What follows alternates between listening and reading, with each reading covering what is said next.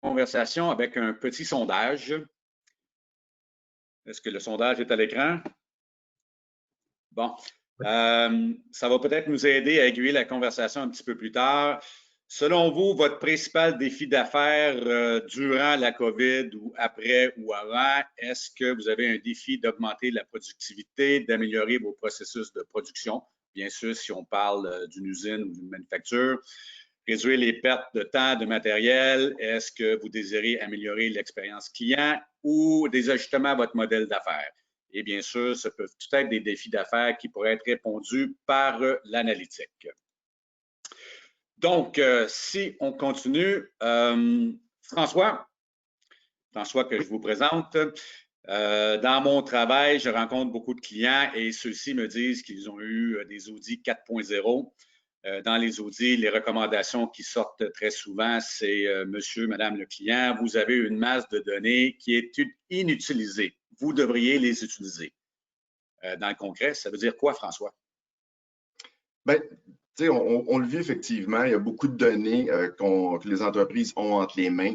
On l'a vu en des différents formats. On se demande toujours d'où est la source. Donc, ce qu'on veut savoir, puis ce qu'on peut démontrer, c'est avec l'analytique, c'est les données qui viennent autant des machines, autant des services que vous avez, d'autres ressources, dans le fond. C'est de vous aider à prendre cette donnée-là et la rendre, avec l'analytique, prendre des décisions plus éclairées ou d'optimiser certains processus. C'est un peu ça qu'on va parler aujourd'hui, le laboratoire Novipro, le Lab Novipro, qui va vous aider justement à faire ça, ce type de simulation-là, pour en parler un peu plus. Mais on va prendre l'exemple des données qui sont beaucoup compilées présentement. C'est beau, mais c'est déjà arrivé. C'est des cas qui sont déjà arrivés. C'est sur des fichiers Excel, on le voit. Mais nous, ce qu'on veut avec la donnée qui vient des machines ou des équipements comme tels, ben, c'est de faire de la prédire, à vrai dire, en premier, c'est vraiment prédire ce qui va arriver. Puis aussi, dans un autre contexte, d'aller vers le prescriptif. Qu'est-ce que je devrais faire pour éviter ces situations-là? Et c'est là que la donnée est intéressante. C'est là que tu peux optimiser tes décisions, avoir des meilleurs retours. Donc, l'optimisation te permet à petite échelle, mais ça permet à petite échelle te donne des gains pour ton entreprise, que ce soit en termes de revenus, que ce soit en descente de tes marges, en amélioration de ta qualité, puis même jusqu'à un point, à l'extension ultime, bien entendu, c'est d'avoir une meilleure expérience client de bout en bout. Alors, c'est un peu ça qu'on peut faire pour vous aider, c'est de simuler ça dans notre environnement. D'accord. Et selon toi, là, tu me parles de prescriptif, d'analytique avancée. Qu'est-ce que ça nous amène de plus que d'avoir des rapports sous Excel ou des rapports qui viennent de notre ERP ou des rapports qui proviennent d'un autre système? Qu'est-ce qu'on manque à ne pas faire de l'analytique avancée? Bien, je pense qu'on manque justement de voir où sont les failles dans notre processus global.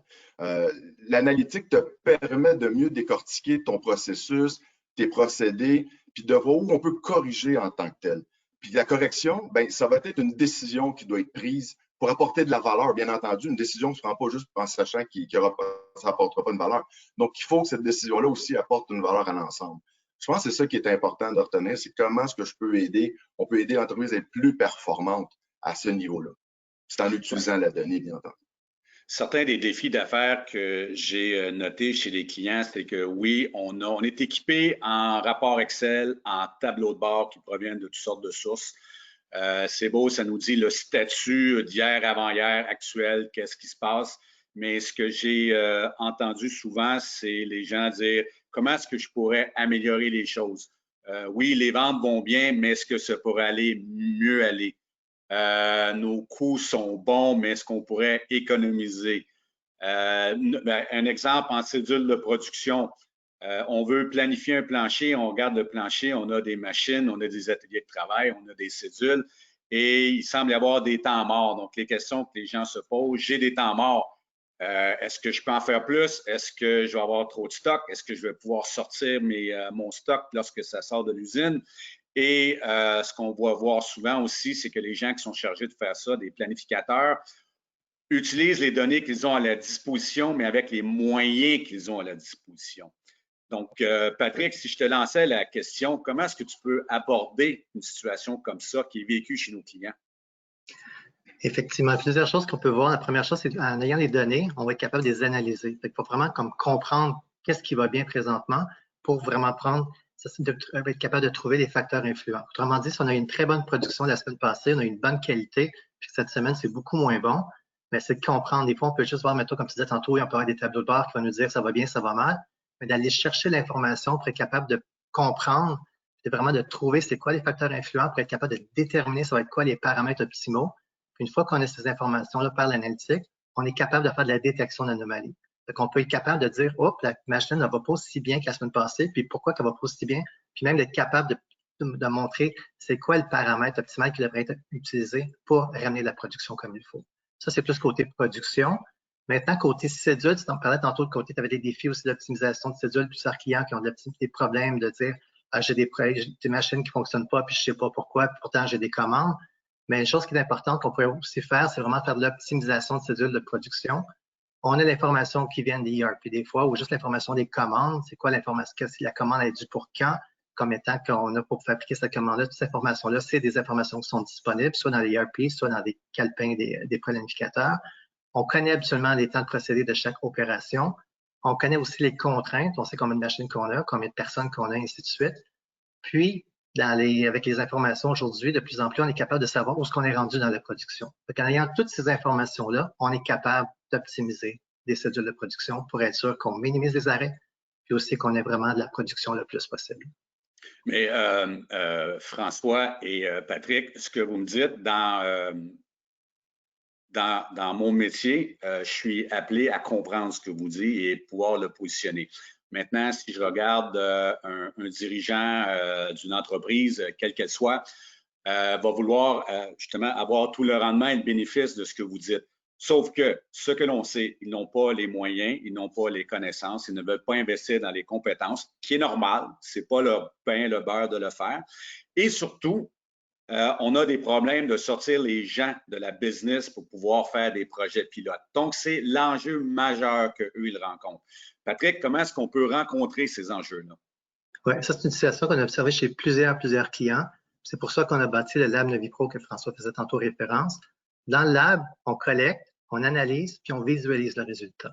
Quand je parle de collecte, c'est vraiment collecter les données des clients. On va chercher la donnée chez le client, soit par des connexions directes aux machines, aux PLC, aux historiens, au MES, qui est vraiment le suivi de la production, ou aussi aux bases de données. Si on n'a pas cette connexion-là ou que le client préfère ne pas donner une connexion directe, on est capable de prendre des fichiers CSV, partir des fichiers CSV, puis de faire revivre la donnée. Comme si on faisait on prend les données, puis on fait un film avec pour être capable de vraiment voir qu'est-ce qui s'est passé, puis d'être capable de montrer au client qu'est-ce qu'on peut faire avec les données à partir des données machines, des données de production, ou même des données qu'on parlait tantôt d'ERP ou autres. Aussi, si jamais il n'y a pas de données ou que le client n'a pas de connectivité, on peut être capable de simuler des données. On peut prendre, mettons, des exemples, il peut dire ma température est en temps, ma pression, et ainsi de suite, puis d'être capable de simuler des données directement dans le laboratoire. Puis aussi, jamais, mettons, il y a une donnée qui manque, il y a plusieurs données, mais il aimerait ça aussi voir l'impact, mettons, avec la donnée de l'intérieur, la température intérieure, c'est des ajouts de données qu'on peut faire. Puis aussi, on peut faire ajouter des données de l'externe, mettons la météo, ça a un impact, quoi que ce soit. Fait qu'on peut même aussi enrichir des données d'analyse pour être capable de voir qu'est-ce qu'on peut faire. Ça, c'est la partie collecte. Maintenant, pour la partie analyse, là, on utilise différents algorithmes, des algorithmes de détection d'anomalies, d'analyse prédictive. On parlait tantôt de différents prédictifs. Ça peut être la côté quand est-ce que la machine pourrait avoir un arrêt. Ça peut être un arrêt habituellement, c'est non prévu, donc il y a des arrêts de machine dû à la maintenance, un bris de maintenance ou quoi que ce soit, ou aussi l'optimisation de production. Fait que c'est quand est-ce qu'on peut voir que la production va être moins bonne, la qualité va être moins bonne, qu'est-ce qui est technique d'analyse prédictive. On parlait tantôt d'optimisation de la décision. Puis ce qui est intéressant, c'est qu'on a plusieurs technologies déjà installées dans le laboratoire. Autrement dit, les clients n'ont pas rien installé chez eux. Tout se fait dans le laboratoire directement. Puis pour côté visualisation, pour voir le résultat, on a des tableaux de bord. On peut aussi voir sur ces tableaux de bord les courbes de prédiction, l'alertage. On parlait tantôt de prescriptif. Fait qu'on va être capable de savoir, OK, la courbe ne s'en va pas dans la bonne direction. Ça serait quoi l'action à apporter pour la ramener en bonne situation? On est plus dans l'état de prescrire. Finalement, le lab, ça veut vraiment dire, excuse-moi Pierre, juste compléter là-dessus, dire que le lab, ça veut vraiment être un simulateur analytique dans l'environnement. On est dans le corridor, hein? Faut pas oublier. On est habitué à se parler un par-dessus l'autre. C'est bon. Puis toujours à partir des données du client. J'ai une question ici sur le tableau, Patrick, qui est intéressante. on nous demande est-ce qu'on doit partir avec quelque chose qui est existant pour prouver que la recette fonctionne? Qu'est-ce que tu en penses? Oui, c'est une bonne question. C'est sûr que l'existant va nous donner, on va pouvoir plus le valider. Par contre, on a des clients que eux autres, c'est des nouvelles machines, nouveaux procédés, puis effectivement, ils n'ont aucune donnée. Puis on va faire plus la détection d'anomalies. On va plus apprendre avec les données qu'on va recevoir pour pouvoir être capable de bâtir. François, dans l'expérience que tu as eue avec les clients, tu as fait la promotion du lab, vous avez fait des essais, vous avez des clients, etc. Qu'est-ce que ça a enlevé comme fardeau côté client versus faire une preuve de concept puis acheter le matériel et s'engager, etc.? Bien, tu vois, la question est très bonne. Effectivement, les entreprises font face à ces situations-là. Ils veulent faire des essais, des simulations, mais comme on l'a dit tantôt, ils sont occupés, ils n'ont pas le temps, ils n'ont pas les ressources, puis ça prend de l'argent pour avoir ces équipements-là ou ces connectivités-là.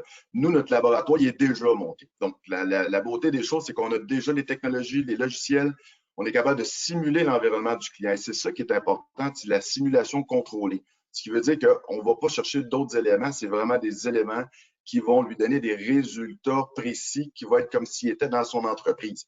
Il faut bien contrôler ça. Ben, sans ça, ça ne donnera pas une représentation normale ou réaliste. Donc ça, je pense que c'est un des plus gros éléments, c'est qu'il n'y a pas d'achat d'équipement, il n'y a pas de service, on a les ressources, on a les programmeurs, on a les intégrateurs, on est capable de faire la visualisation, on est capable de monter les dashboards et sans lui donner cette lourdeur-là parce que ils sont tellement occupés, les priorités changent. On le sait, on le vit en ce moment, les priorités changent au jour. Nous, dans ce laboratoire-là, on peut être contrôlé, donc on s'assure d'avoir un début puis une fin, puis d'arriver à quelque chose qui est le résultat. Donc, c'est une zone expérimentale, il faut le comprendre de même, de collaboration. C'est aussi une plateforme, ce que je peux dire, de partage de connaissances. C'est pas juste d'un côté, mais c'est de partager avec le client, mieux comprendre son procédé, sa façon de faire. Puis ça simule, bien entendu, tout ce qui est l'analytique qu'on veut bien lui faire dire ce qu'on veut. Alors, ben, ce qu'on a besoin de savoir, à vrai dire. Alors, c'est un peu ça qu'on peut démontrer le potentiel analytique à l'intérieur chez nous, sans investissement, faire des essais-erreurs, collaborer, apprendre, grandir, excusez, grandir ensemble à ce niveau-là. C'est comme ça que je le vois, puis c'est comme ça qu'on l'utilise. Oui, donc si j'étais pour résumer vos interventions ce matin, messieurs, c'est que grosso modo, l'analytique peut rendre de grands services. Les défis que l'on voit chez les clients, c'est il y a un manque de temps, d'outillage, technologie, de connaissances. Il faut mobiliser les gens, les former pour les compétences pour pouvoir interpréter ce qui se passe, parce que dans le fond, l'analytique, c'est pas nécessairement un Excel. Il faut pouvoir interpréter ce qui arrive. Ouais. Et la mise en place du laboratoire, mais ça élimine beaucoup les facteurs de risque qui peuvent mener à qu'un projet soit non concluant. Maintenant, ça se peut qu'on n'aime pas la conclusion ou le résultat, mais au moins le résultat va être véridique. C'est ce qu'on veut chez un client. Et savoir qu'est-ce qui va arriver à un grand pourcentage près de confiance, c'est ce qu'on veut. Exactement. Puis c'est de partir avec un premier projet, un premier petit projet pilote, qui est toujours l'idéal pour faire ce genre d'expérience-là. Parfait. François, si tu avais une recommandation d'un premier pas ou une première idée qu'un client devrait avoir pour amorcer ou pour faire une réflexion, ça serait quoi? Penser à quoi? Ben, je pense qu'il faut toujours venir au... C'est quoi la problématique d'affaires? On part de quoi? C'est quoi qu'on veut accomplir? Qu'est-ce qu'on veut réaliser? Quelle est la valeur que ça va apporter à l'entreprise? C'est sûr que la technologie va apporter cette valeur-là parce qu'on va l'arranger puis on va la travailler pour que la technologie s'adapte à cette réalité-là. Mais c'est d'apporter de la valeur. Je pense que c'est là que le premier élément, c'est quelle est la volonté de l'entreprise à régler la problématique. C'est quoi les défis de l'entreprise? C'est d'augmenter ses chiffres d'affaires? C'est-tu augmenter la productivité? C'est-tu réduire ses marges? C'est-tu d'améliorer son life cycle, son produit, son cycle de vie d'un produit? Il y a plusieurs questions, puis je laisse toujours le soin au client de nous le dire, c'est quoi les problématiques. En premier, je propose des choses aujourd'hui, mais bien souvent, c'est d'écouter quelle est leur problématique. Puis des fois, c'est assez simple à régler, puis d'autres fois, c'est beaucoup plus complexe, bien entendu.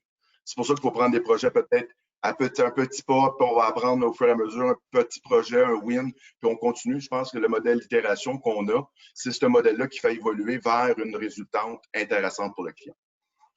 Bien, merci pour vos interventions ce matin, François et Patrick. On vous convie dans des rendez-vous réguliers, les mardis et les jeudis. Les mardis, on discute plus de sécurité et différents enjeux, très à la mode. Et les jeudis, une discussion plus variée. Je vous rappelle que dans l'onglet d'un petit fichier que vous voyez à votre écran, vous avez le contenu de la présentation, en fait, certains documents de référence disponibles, le Lab Novi Pro et tout ce qui est Révolution 4.0, passé à grande vitesse. Et aussi, on vous invite à revoir ou à réécouter l'enregistrement de cette session dans le hub de contenu de Novi Pro et d'ailleurs, tous les autres enregistrements et tous les autres contenus de Novi Pro. Donc, on vous remercie et à très bientôt. Merci beaucoup. Bonne journée. Bonne journée.